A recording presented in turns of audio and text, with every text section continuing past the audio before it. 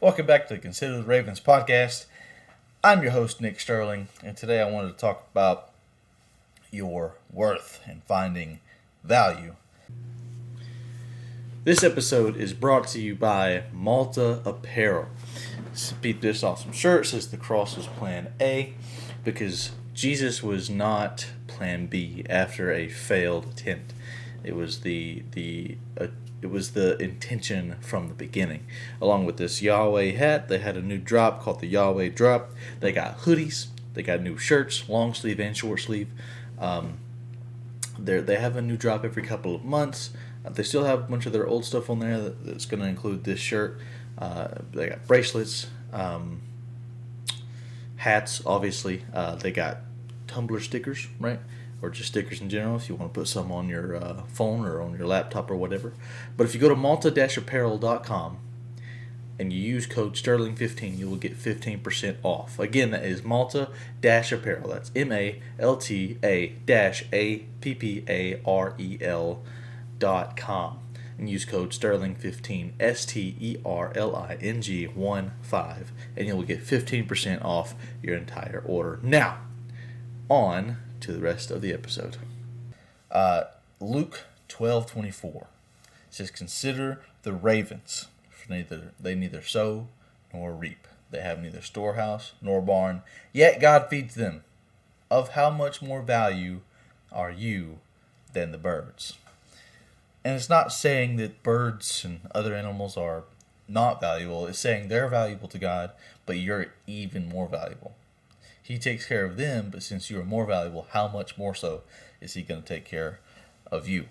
The world says that you have no worth without status, meaning you have to have a high social ranking, you have to have a lot of followers, you have to have a huge influence in order for people to think that you have worth. And that is what the world is trying to convince you of.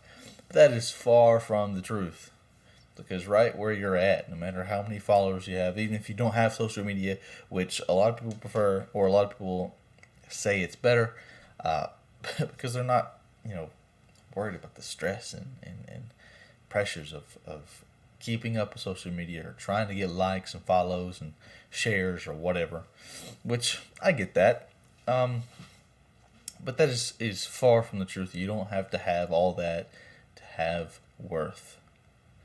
Worth, according to the world, is with things and influence, but you have all of that where you're at. It may not be influence of thousands or millions of people, but you have influence over somebody, whether it be your family or your friends. There was a time where I did roofing work, and for years I would be going to places like, I would be driving to Texas, Georgia, Tennessee, Mississippi, and I would spend months at a time there. Especially in Texas, I spent over the course of like a year. I would go there, spend about 3 months, come home for a weekend, like 3 or 4 days, and then go back for another 2 or 3 months. Many of those nights spent in Texas and all those other states, I was in my hotel room by myself, really not knowing what to do. Feeling like I was worthless. Feeling like I had peaked. Like my best days were behind me. I was 21, or I just turned 21 in Texas. I was driving back. So I was 20, 21, and 22 when I did all that. And I thought, I'll be 26 this year. And I thought that I had nothing more in me. That everything that I had done, all the cool things that I did when I was in high school, that was the best that I was going to be. That I was never going to find good friends like that anymore. I was just going to spend my days alone like I was. That's how I felt. I was 20 to 22 years old. I was between those ages when I was thinking all that. Many lonely nights spent, couldn't sleep. I thought I would never find anyone that would want to be my friend and want to, like, have worth in me. But then I found my worth. One day, there was a couple of years after that, or about a year after that, actually. In 2021, I had been working for the city that I live in, and someone really encouraged me that I should go back to college. Because I've been thinking about it. My church, Daystar Church, has a college program, and I'd been really thinking about it. I tried to go before, but it didn't work out. And I really wanted to try it again, but I didn't know what I needed to do. It was a huge step. I was stuck where I was at, and that would have been a huge change. But eventually, this person, I'm gonna say his name is Ricky, and he would not mind if I dropped his name. So, his name is Ricky. He was an inmate. I think he was in his 50s. But he was innocent. But at the time, he had been in jail for 2 years without trial. He hadn't had a court date yet because it kept getting canceled and canceled and canceled. He taught me a lot of life lessons about not worrying about what people think, about not being lazy, and about making sure that I enjoy the small things. Because that's what he had to do. Every week, we would have a couple of times when we could go to the lake. I drove him around. He was an inmate. I drove him around. We picked up trash. And sometimes we would get to go to Lake George here in Coleman. And we'd pick up trash there. And we'd take our time. Because that was about the only place that was nice. We wouldn't have to worry about people watching us. We wouldn't have to worry about anything. We could just go there, walk around, and enjoy the nice view. There's a little waterfall at the end. He made sure to enjoy that time. And sometimes at the time I would find myself really focusing on everything that was just holding me down, holding me in, stuck where I was at. And he made sure to let me know and to show me how I could enjoy the small things while I'm in the middle of my stuckness. Because that's what he did. He was stuck too. But he couldn't do anything about it. I could. Eventually, he went to court and they proved him innocent. And now he's back home. And I hope he's doing okay because I haven't been able to get in touch with him. I think he got new numbers and stuff, but I really hope he's doing fine. Anyway, so I went and I got a hold of the college pastor there. And I talked to him for a while and told him I was interested in coming in the spring. I thought I needed to work the rest of the year out. It was August. I thought I needed to work the rest of the year out and then go to college. Well, he messaged me on a Thursday afternoon in August. And he said, "Hey, Nick, there's a place for you here if you want to start on Monday. I just wanted to let you know that." So I took Friday to pray about it. And Saturday, I text my bosses. And I said, "Hey, I'm going to college. I will not be back on Monday." And with a split decision, and with a leap of faith, I joined college. And I haven't been the same since. I told them at the beginning that I felt like that my best days was behind me. That I felt like there was nothing more for me.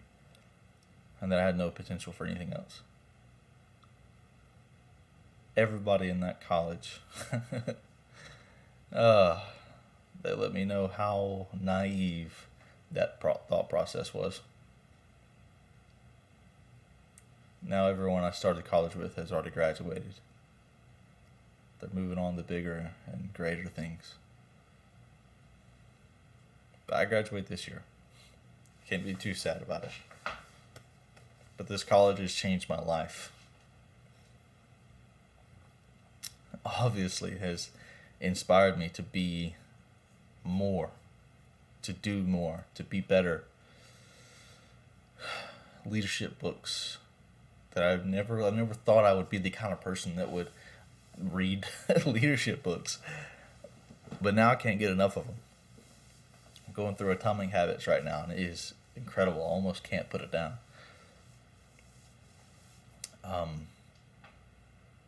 The pastors at this college inspire me to be the best that I can be in everything that I do. Even if I don't like what I'm doing, they inspire me to be the best at that. And they motivate me and encourage me to strive for more.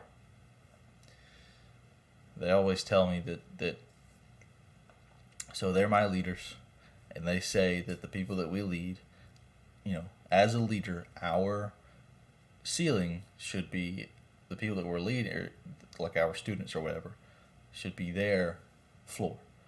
So we should set them up at the very highest that we could reach so that they can start that high, and then so on and so forth. So theoretically, the further that line goes down, the more and more and the better things will be. Their ceiling is pretty high, and they're really trying to set me up for me to start at their ceiling. And I'm really trying to get there. They're incredible, and I hope I can work with them one day. But I wanted to go on and read more of Luke chapter 12. So 12:24 says, "Consider the ravens, they neither sow nor reap, they have neither storehouse nor barn, and yet God feeds them. Of how much more value are you than the birds?" That's what, that's the whole thing that's going on here. Consider the ravens podcast. "And which of you, by being anxious, can add a single hour to his span of life? If then you are not able to do as small a thing as that, why are you anxious about the rest?" So you, if you tried, could absolutely not add to your life anything that is supposed to happen already. So there's no reason in being anxious about anything. I know that's easier said than done, trust me. I know. Sometimes you can't control that anxiety. But sometimes you can. But you're convinced that you can't, so you don't even try. Understand that if you cast your cares on him, your anxieties and your worries on him, that he can take those away from you, and you don't have to. You just relax. Take a deep breath, know that God is with you, and keep moving forward. This episode is brought to you by Upper Park Disc Golf. I just wanted to say thank them for this beautiful, beautiful disc. Look how awesome that looks. The colors are great. The art is great. Look how shiny that is. It is a super overstable mid-range, and it's something I've been needing for a while. They also have bags. I'm going to get one. It's on the way, actually. I've found myself too many times walking around with a handful of discs around the whole course and just carrying them, setting them down, picking them up, making sure I don't leave them without a bag. And now I'm going to get one. They have high quality light bags that hold 18 and up or 30 and up, depending on the size, depending on how many discs you got. Upper Park Disc Golf has the best prices, the best artwork for your discs, super high quality. Like, this is not going to get held up by the wind. It's very durable. If you want to go to upperparkdiscgolf.com and get you one of these awesome discs, they got so many other types of discs and so many other colors and artwork. You're not going to be disappointed. upperparkdiscgolf.com. Use code Sterling15 for 15% off. That is Upper Park Disc Golf. UPPERDISCGOLF. Mess that up. UPPERPARKDISCGOLF.com. Use code Sterling15 STERLING15 and you'll get 15% off. Back to the episode.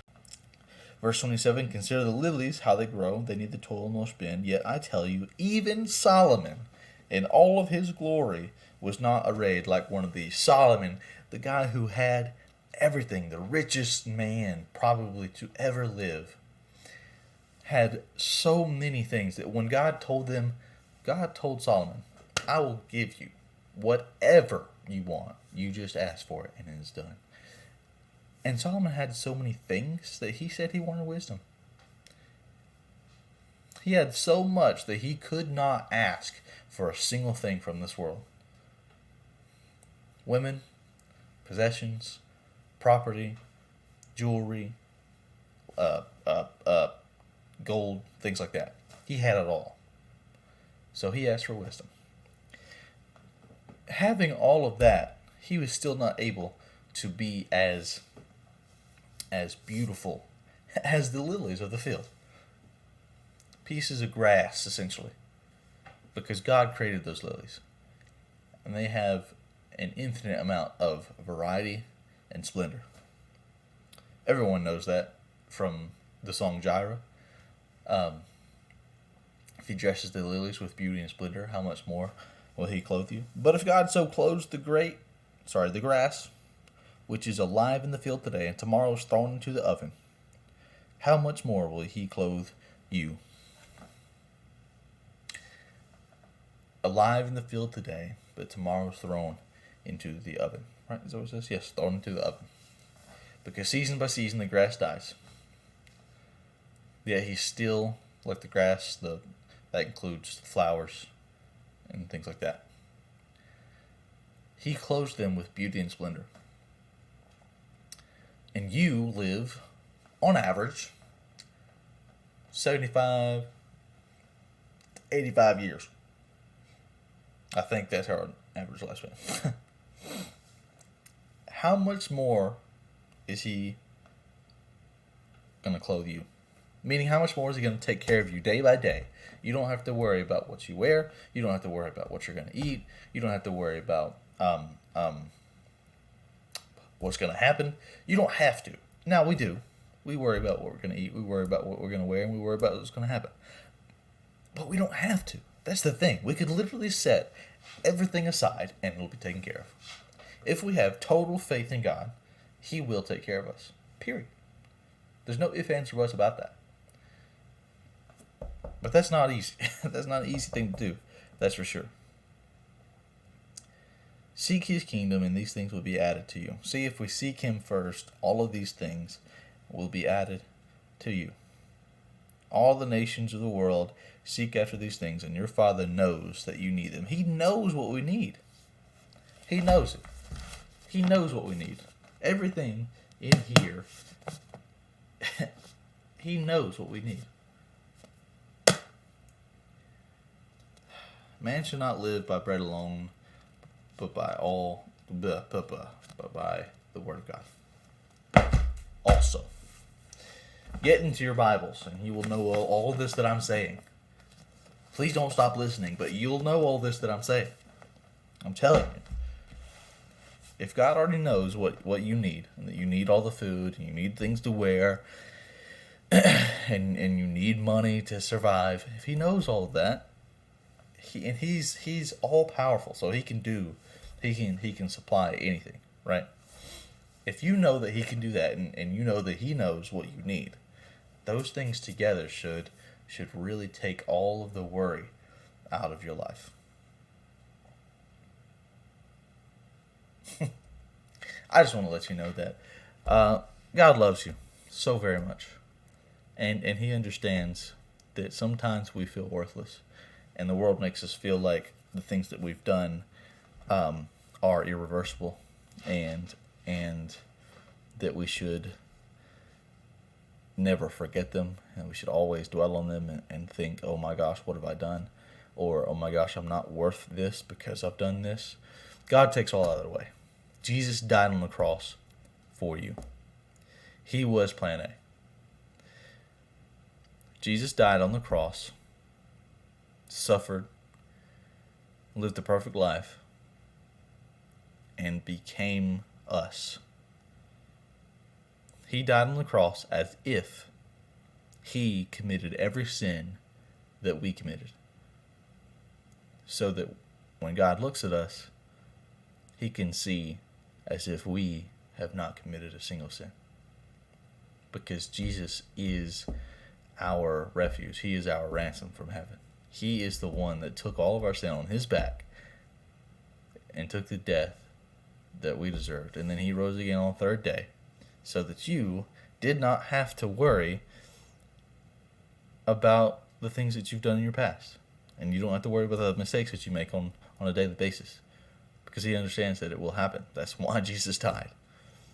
Because despite all of that, God still wants a relationship with us.